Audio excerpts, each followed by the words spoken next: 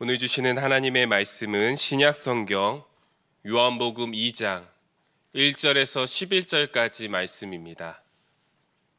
요한복음 2장 1절에서 11절까지 말씀, 제가 가진 성경으로 신약 143면에 있습니다. 요한복음 2장 1절에서 11절까지 말씀, 제가 한 절 여러분 한 절 교독하도록 하겠습니다. 제가 먼저 읽겠습니다. 사흘째 되던 날 갈릴리 가나에 혼례가 있어 예수의 어머니도 거기 계시고 예수와 그 제자들도 혼례의 청함을 포도주가 떨어진지라 예수의 어머니가 예수에게 이르되 저들에게 포도주가 없다 하니 예수께서 이르시되 여자여 나와 무슨 상관이 있나이까 내 때가 아직 이르지 아니하였나이다. 그의 어머니가 하인들에게 이르되 너희에게 무슨 말씀을 하시든지 그대로 하라 하니라. 거기에 유대인의 정결 예식을 따라 두세 통 드는 돌 항아리 6이 놓였는지라. 예수께서 그들에게 이르시되 항아리에 물을 채우라 하신즉 아기까지 채우니 이제는 떠서 연회장에게 갖다 주라 하시매 갖다 주었더니 연회장은 물로 된 포도주를 맛보고도 어디서 났는지 알지 못하되 물 떠온 하인들은 알더라. 연회장이 신랑을 불러 말하되 사람마다 먼저 좋은 포도주를 내고 취한 후에 낮은 것을 내거늘 그대는 지금까지 좋은 포도주를 두었도다 하니. 함께 읽겠습니다. 예수께서 이 첫 표적을 갈릴리 가나에서 행하여 그의 영광을 나타내심에 제자들이 그를 믿으니라. 아멘. 오늘 요한복음 2장 1절에서 11절 말씀 가지고 최고 수혜자라는 제목으로 하나님의 말씀 전하도록 하겠습니다. 넥타이가 참 예쁘죠? 오늘 물이 포도주로 변하는 기적의 그 컨셉에 맞춰서 또 넥타이를 하고 왔습니다. 우리 그림 한 장을 보셨으면 좋겠습니다. 캘리포니아라고 적혀 있는데요. 골드러시라고 불려진 시대가 있습니다. 1848년 제임스 W. 마셜이 이제 아메리카 대륙 캘리포니아에서 처음으로 금을 발견했다는 소식이 온 세상에 퍼지기 시작했습니다. 그러자 아메리카 대륙과 유럽의 수많은 광부들이 이 캘리포니아로 몰려와서 금을 파기 시작했습니다. 금을 맨손으로 캘 수 없잖아요. 그래서 삽과 곡괭이를 팔러 오는 수많은 상인들이 이 캘리포니아로 또한 몰려오게 되었습니다. 이 채굴 장비에 대한 수요가 점점 커지자, 사람들이 몰려와서 이 수요가 점점 커지자 상인들은 이제 공장을 대규모로 운영해서 이 삽과 곡괭이를 생산하기 시작했다고 해요. 그리하여 상인들은 엄청난 돈을 벌게 되었는데요. 근데 이 금을 채굴한 사람은 상당히 소수였다고 합니다. 대부분의 강부들은 빈손으로 돌아갈 수밖에 없었다고 해요. 금이 정말 조금밖에 나오지 않았다는 것이죠. 그렇다면 여기서 누가 최고의 수혜자가 된 것일까요? 바로 삽과 곡괭이를 판 상인들이 가장 큰 수혜자가 된 것입니다. 이처럼 어떤 사건이 일어났을 때 그 일로 인하여 어떤 사람은 좀 손해를 보는 반면 어떤 사람은 큰 이득을 얻는 수혜자가 있다고 하는 것입니다. 그렇다면 오늘 말씀 가나안 혼인잔치, 이 물이 포도주로 변하는 예수님의 이 놀라운 기적 가운데 가장 큰 수혜자는 누가 되는 것일까요? 오늘 말씀을 통해 성경이 말하는 최고 수혜자가 누구인지 함께 알아보기를 원합니다. 첫 번째, 물이 포도주로 변한 이 기적의 최고 수혜자는 예수님의 어머니 마리아일 수도 있다고 하는 것입니다. 우리 요한복음 2장 1절에서 2절 말씀 함께 읽어보도록 하겠습니다. 사흘째 되던 날 갈릴리 가나에 혼례가 있어 예수의 어머니도 거기 계시고 예수와 그 제자들도 혼례의 청함을 받았더니 아멘. 오늘 본문은 갈릴리 가나 혼인잔치에 예수님의 어머니 마리아 그리고 예수님의 제자들, 예수님이 초대받았음을 기록하고 있습니다. 당시 혼인잔치는 유대 문화의 가장 중요한 예식으로서 7일 동안 길게 진행되었고 주변 이웃들과 친인척들을 다 초대하는 큰 잔치로 베풀었다고 합니다. 아마도 예수님과 마리아는 이 신랑 혹은 신부의 가장 가까운 친척에 해당하는 것 같아요. 왜냐하면 예수님의 어머니 마리아는 이 잔치의 사정을 너무나도 훤히 꿰뚫고 있었기 때문이죠. 요한복음 2장 3절에 보면요, 포도주가 떨어진지라 예수의 어머니가 예수에게 이르되 저들에게 포도주가 없다 하니. 마리아는 신랑 신부와 가장 가까운 친인척 관계였기 때문에 이 잔치에 포도주가 떨어진 것을 잘 알고 있었을 것입니다. 잔치에 포도주가 떨어졌다는 것은요, 이 가족의, 이 가문의 명예가 실추되는 가장 큰 실수가 될 수도 있습니다. 그래서 다급한 마음에 이 친척이 화를 당하지 않도록 아들 예수에게 이 사실을 알리게 되죠. 마리아는 처녀 때부터 이 천사들로 메시지를 받고 또 이 어린 예수님이 비범한 생활을 하는 것을 보면서 예수님에 대해 어느 정도 특별한 믿음을 가지고 있었던 것으로 보입니다. 그가 메시아라는 작은 믿음이 있었다고 하는 것이죠. 그래서 아들 예수에게 포도주가 떨어진 이 문제를 어떻게든 해결해 주리라는 이 믿음과 기대가 있었던 것으로 보여요. 그러나 이 마리아의 요청에 대한 예수님의 대답은 너무나도 차갑게 느껴집니다. 우리 요한복음 2장 4절 함께 읽어보도록 하겠습니다. 예수께서 이르시되 여자여 나와 무슨 상관이 있나이까? 내 때가 아직 이르지 아니하였나이다. 여자여 나와 무슨 상관이 있나이까? 마치 왠지 저같이 무심한 아들이 어머니에게 상처를 주는 말과 같은 것 같아요. 어머니 그게 뭔 상관이에요 저랑? 이렇게 말하면 뭔가 어머니들 많이 상처를 받으실 것 같습니다. 그런데 사실 여기서 여자여라는 말은요, 여인을 높이는 극존칭에 해당하는 단어예요. 우리나라 말로 말하면요, 여사님 이렇게 말할 수도 있을 것 같아요. 우리 가끔씩 부모님에게, 어머니에게 여사님 그러시면 안 됩니다 이렇게 말할 때가 있잖아요. 그렇게 여사님이라는 존칭에 해당하는 것일 수 있습니다.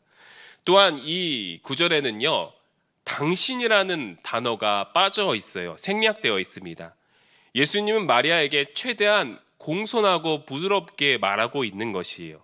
그래서 즉 이 말씀을 부드러운 어조로 번역한다면, 여사님 저와 당신에게 저 일은 상관할 바가 아닙니다. 저희가 관여해야 할 일은 아닌 것 같습니다. 이렇게 정중하게 부드럽게 말하고 있다는 것이죠.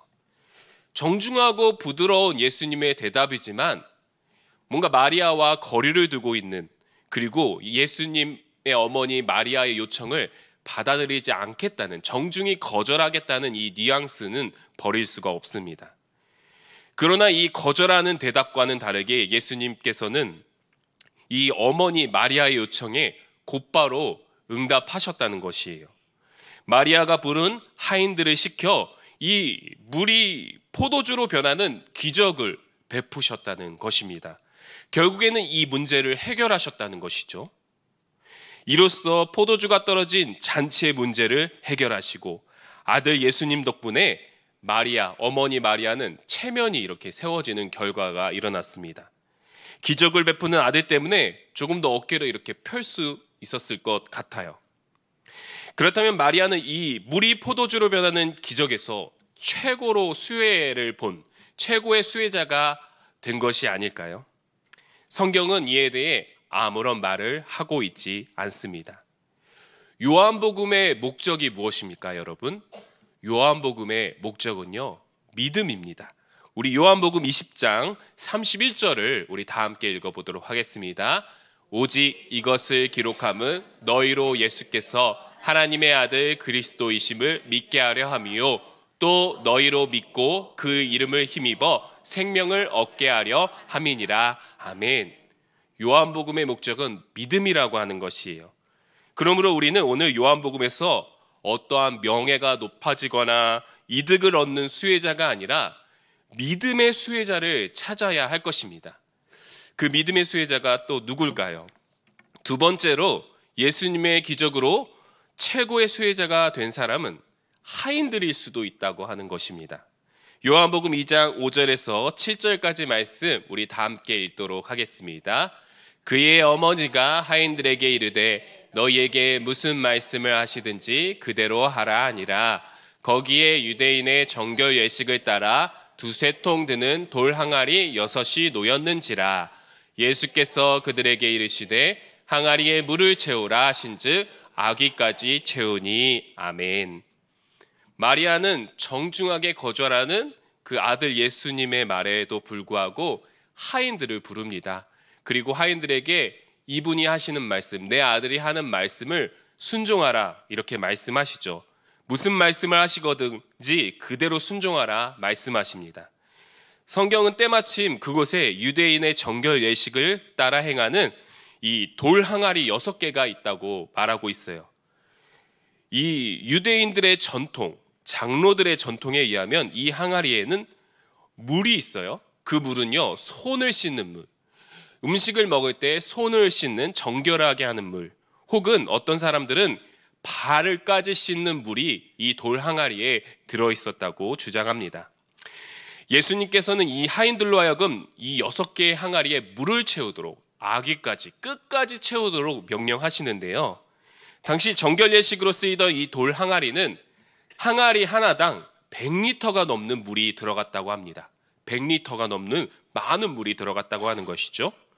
그러면 6개면 얼마나 들어가요? 600리터가 넘는 많은 물이 들어갔다고 하는 것입니다. 그러면 이 물을 채우느라 이 하인들은 얼마나 고생했겠어요. 이 하인들은 정말 이 물을 채우느라 정말 고생을 많이 했었을 것입니다. 그리고 이 물을 다 채우자 예수님께서는 말씀하시죠. 요한복음 2장 8절에 이제는 떠서 연회장에게 갖다 주라 하심에 갖다 주었더니, 영문도 모른 채 계속 급하게 물을 채운 이 하인들에게 예수님께서는 그 물을 떠다가 연회장에게 갖다 주라, 그로 하여금 마시게 하라 이렇게 명령을 하십니다. 하인들은 이 명령에 뭔가 걱정과 두려움을 느꼈을 것 같아요. 왜냐하면 그 물은 손과 발을 씻는 물이었기 때문이죠. 이 물을 떠다 갖다 주면서 혹시 연회장이 왜 나한테 손발 닦는 물을 갖다 주냐, 이걸 마시게 하냐, 왜 물을 마시게 하냐, 화를 낼 수도 있는 상황이잖아요. 걱정하면서 물을 떠다 주었을 것 같습니다. 그런데 어떻게 되었습니까? 그것은 물이 아닌 포도주로 변화되는 기적이 일어났다고 하는 것이죠. 연회장은 포도주를 한 모금 마시고 감탄하며 모든 사람들 앞에서 신랑을 칭찬하게 됩니다. 어쩌면 하인들은 이 물이 포도주로 변하는 예수님의 놀라운 기적을 가장 가까이에서 목격한 사람, 어쩌면 이 기적에 동참한, 예수님의 말씀에 순종하여 이 기적에 동참한 사람들이 되었을 것이라고 하는 것이죠. 예수님의 기적을 가장 가까이에서 목격한 사람, 예수님의 기적에 동참한 사람들이었다는 것입니다. 우리는 기적을 경험하거나 기적을 어떻게 동참할 때, 목격할 때 우리의 믿음이 확실해지고 견고해진다는 생각이 있을 수도 있습니다. 저는 기도를 통하여 세상이 설명할 수 없는, 의학적으로 설명할 수 없는, 과학적으로 설명할 수 없는 이 병고침의 은사가 지금도 계속 일어날 수 있다고 믿습니다. 그래서 한때 많은 기독교인들이 이러한 치유의 기적을 보기 위해, 이러한 기적을 봐야지 믿음이 생겨난다라고 믿기 때문에 특별한 교회에 찾아가거나 기도원에 많이 몰려가기도 했었던 것 같아요. 그러나 그 기적을 경험한 모든 사람들이 끝까지 믿음 생활을 이어갔다고 말할 수는 없을 것 같습니다. 오히려 그 기적만 쫓아다니다가 이상한 이단 사이비에 빠지게 되고 불신앙에 빠지게 되는, 더 이상 기적이 일어나지 않자 뭐 하나님 없네, 예수님 없네, 이렇게 불신앙에 빠지게 되는 경우도 많이 있다고 하는 것입니다. 그러므로 오늘 본문에 예수님의 기적을 경험한 하인들이 역시 믿음의 수혜자라는 것이 아니라는 거예요. 그러면 믿음의 수혜자, 최고의 수혜자는 누구일까요? 바로 세 번째, 이 혼인잔치의 주관자인 연회장, 신랑이라고 하는 것입니다. 연회장과 신랑이 이 예수님의 기적의 최고 수혜자가 아닐까라고 생각할 수 있다는 것입니다. 요한복음 2장 9절에서 10절 우리 다 함께 읽어보도록 하겠습니다. 연회장은 물로 된 포도주를 맛보고도 어디서 났는지 알지 못하되 물 떠온 하인들은 알더라. 연회장이 신랑을 불러 말하되 사람마다 먼저 좋은 포도주를 내고 취한 후에 낮은 것을 내거늘 그대는 지금까지 좋은 포도주를 두었도다 하니라. 아멘. 연회장은 혼인잔치를 주관하는, 초대된 손님 가운데 이 혼인잔치를 주관하는, 관리 감독하는 사람이었습니다. 혼인잔치에 연회장을 세워 잔치를 주관하게 하는 것은 유대인들뿐만 아니라 헬라인들에게도 있는 오랜 전통과 습관이었습니다. 연회장은 이 7일 동안 계속되는 혼인잔치에 계속해서 맛과 질이 좋은 음식과 또 포도주를 계속해서 제공하고 유통하고 또 이것을 끊이지 않게 관리하는 의무를 가지고 있었다는 것이죠. 그러나 본문에 묘사된 연회장의 모습은 어떻습니까? 포도주가 떨어지고 있는데 그것을 알아차리지 못하고 있고 취해서 막 즐기고 있는 모습입니다. 또한 좋은 포도주가 나오니까 이것을 맛보고 참 너무 좋은 포도주다 이렇게 감탄하고 있는, 어쩌면 무능하고 한심한 연회장의 모습으로 나타나고 있습니다. 이는 신랑도 마찬가지였어요. 신랑도 이 잔치를 주관하는 자로서 포도주가 떨어졌다는 사실을 미리 알았어야 되고 연회장과 미리 상의하여 이 포도주가 떨어지지 않도록 그 재고를 충분히 채워 놓아야 했었습니다. 만약 그렇지 못하면, 이 혼인잔치에 포도주가 만약에 떨어지게 된다면, 그래서 하객들이 실망하고 모두 다 떠나가게 된다면 이 신랑과 신부 뿐만 아니라 그 가족들이 정말 가문의 명예가 추락하는 모욕적인 일을 당하게 된다고 하는 것이죠. 그러나 신랑은 어떻게 되었습니까? 지금 연회장에게 모든 사람들이 바라보고 있는 가운데 칭찬을 받게 되는 결과로 이어지게 되었습니다. 요한복음 2장 10절에 연회장은 이렇게 말합니다. 말하되 사람마다 먼저 좋은 포도주를 내고 취한 후에 낮은 것을 내거늘 그대는 지금까지 좋은 포도주를 두었도다 하니라. 처음에는 좋은 포도주를 내다가 나중에는 이제 질 낮은 포도주를 내는 것이 당시 이제 잔치를 운영하는데 일종의 노하우, 뭔가 이제 본이 되는 모습은 아니지만 이제 나중에 취하면 이 술 맛을 잘 느끼지 못하잖아요. 그래서 처음에는 좋은 술을 내었다가 나중에는 좀 물탄 포도주를 이렇게 내는 것이 그때 당시의 관습이었다고 합니다. 그런데 나중에 됐는데 좋은 질의 포도주가 나왔다고 하는 것이에요. 그래서 연회장은 신랑을 칭찬하게 됩니다. 예수님의 기적으로 말미암아 연회장과 신랑은 명예가 실추되는 것이 막혀졌어요.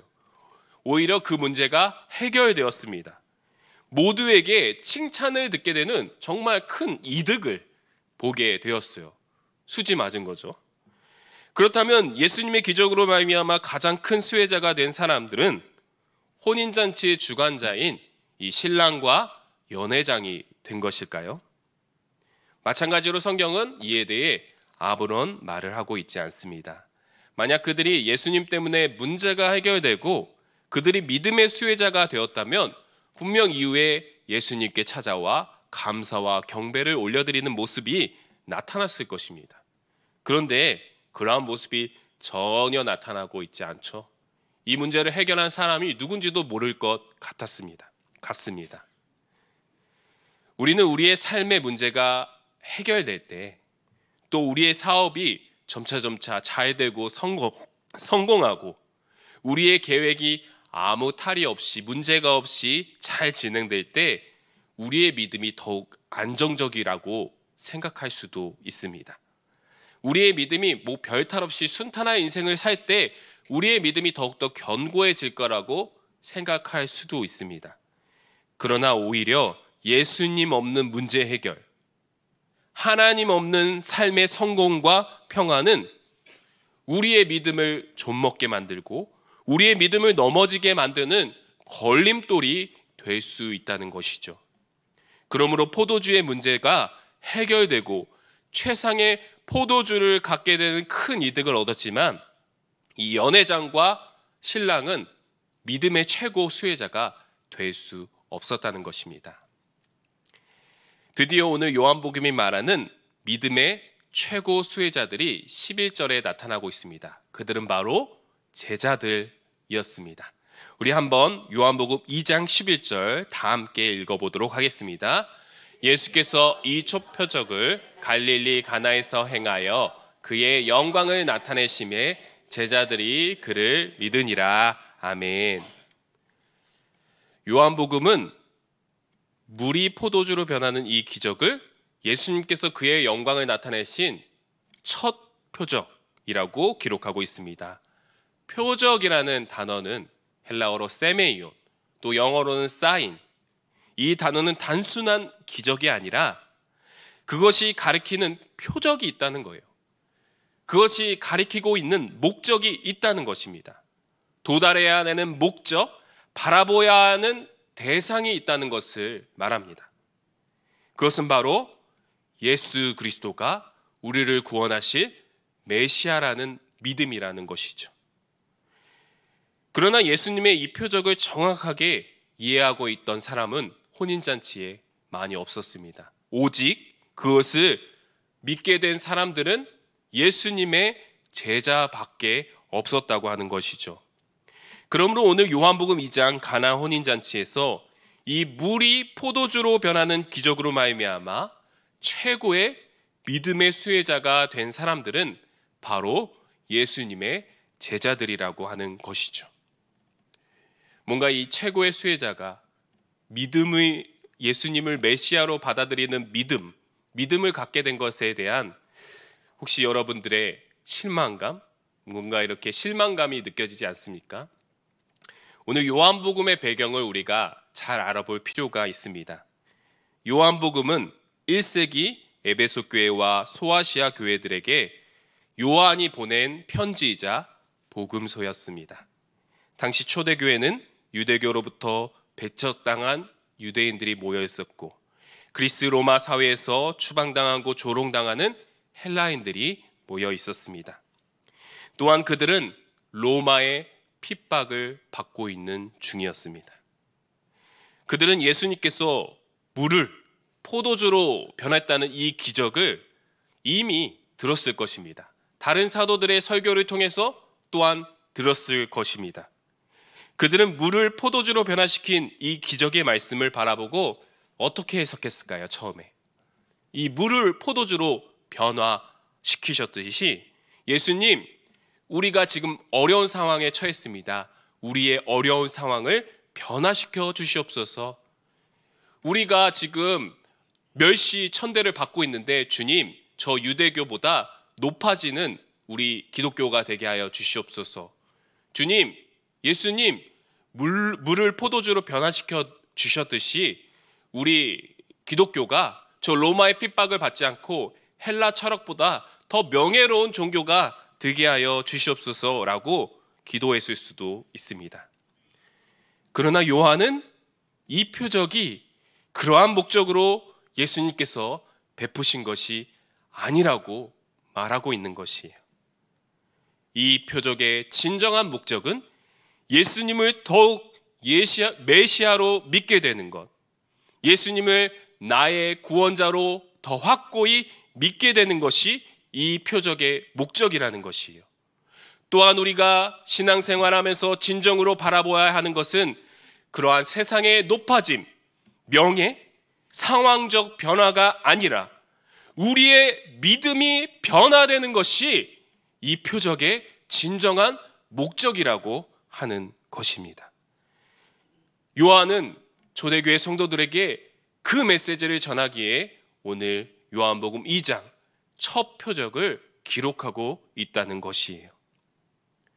사랑하는 성도 여러분, 예수님을 믿고 구원받은 것이 저와 여러분에게 가장 큰 축복인 줄 믿습니다. 그것이 정말로 수지 맞은 인생, 세상에서 우리가 가장 큰 수혜자가 된 인생이라고 하는 것이에요. 그러나 어느 순간부터 이 예수를 믿고 구원받은 사실이 점점 무뎌지고, 우리는 신앙생활하는 것이 나를 명예롭게 해주고 내가 뭔가 도덕적으로 더 높아지게 만들고 나를 뭔가 더 선한 사람으로 만들어주는 신앙생활이, 종교생활이, 마치 액세서리와 같은 종교생활이 우리에게 있지 않나 우리는 돌아보아야 할 것입니다. 또한 사람들에게 잘 보이고 사람들에게 칭찬받기 위한 믿음 생활을 하고 있는지 우리 자신을 돌아보아야 한다는 것이에요.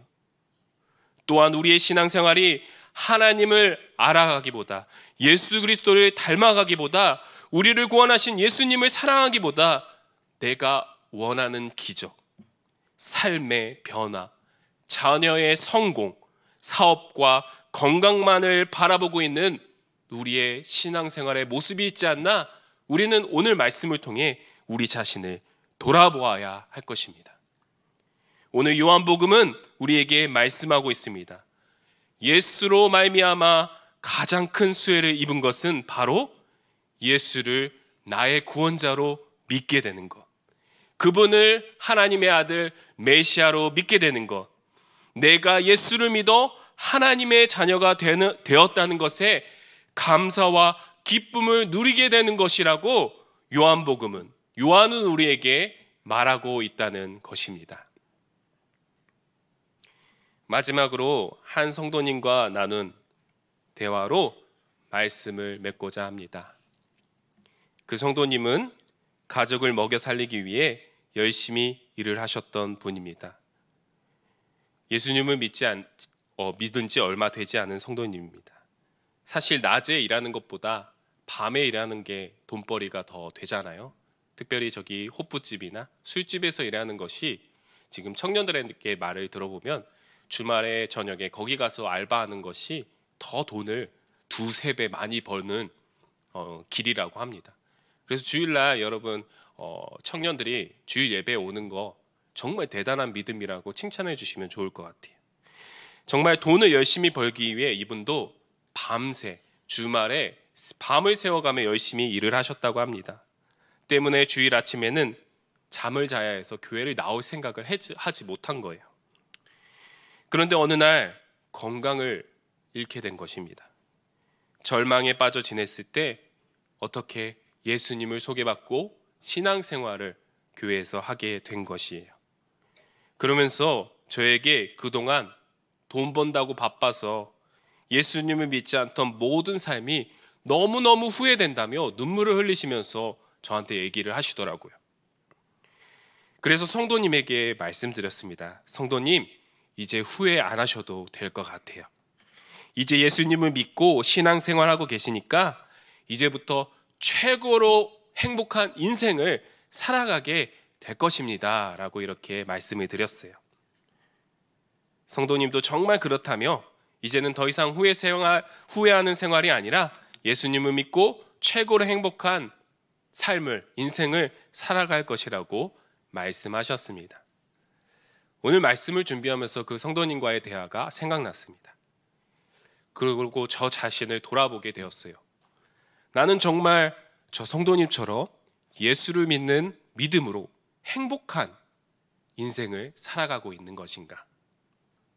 주님을 위하여 열심히 사역하고 일한다고 생각하지만 어느 순간 예배의 기쁨이 무뎌지고 예수님을 나의 구주로 영접하여 하나님의 자녀가 된 감사와 은혜가 점점 사라지게 되며 사소한 일에도 쉽게 분노하고 한숨을 쉬며 주님, 이 상황을 제발 변화시켜 주시옵소서. 나에게도 다른 사람들처럼 눈치 보지 않는 인생, 사람들이 부러워할 만한 인생을 살게 해 주시옵소서라고 이렇게 떼쓰는, 이기적으로 기도하는 나의 신앙의 모습이 있지 않나 발견하게 되었습니다. 그러나 오늘 말씀을 통해 또한 한 성도님의 고백을 통해 다시 한번 깨닫게 됩니다. 진정한 행복은 내가 예수 그리스도를 믿게 된 것입니다. 나를 구원하신 그 예수 그리스도로 말미암아 감사와 은혜를 누리는 삶, 그것이 회복되는 삶, 오늘도 이 예배와 말씀으로 앞으로의 신앙생활을 통하여 찬양과 기도를 통해 물이 포도주로 변하듯이 나의 믿음이 변화되고 더욱더 성숙하여지고 회복되는 것이 바로 믿음의 최고 수혜자가 되는 인생이라고 하는 것입니다. 사랑하는 성도 여러분, 예수를 믿게 된 것이 우리의 가장 큰 축복임을 믿으시기 바랍니다. 그것이 가장 큰 수지맞은 인생이라고 하는 것이에요. 그것으로 말미암아 오늘도 기뻐하며 감사하며 은혜를 누리는 삶을 살고 있다면 여러분은 세상에서 가장 큰 최고의 수혜자가 된다고 하는 것입니다. 저와 여러분 모두가 앞으로의 연희교회 신앙생활을 통해 예수를 믿는 믿음이 더욱더 견고하여지고 혹시 내 믿음 가운데 일부분이 무너져 있다면 다시 회복되고 참된 은혜와 감사, 기쁨을 회복하게 되는 믿음의 최고 수혜자의 인생으로 살아가는 저와 여러분 되시기를 주님의 이름으로 간절히 소망합니다. 기도하시겠습니다.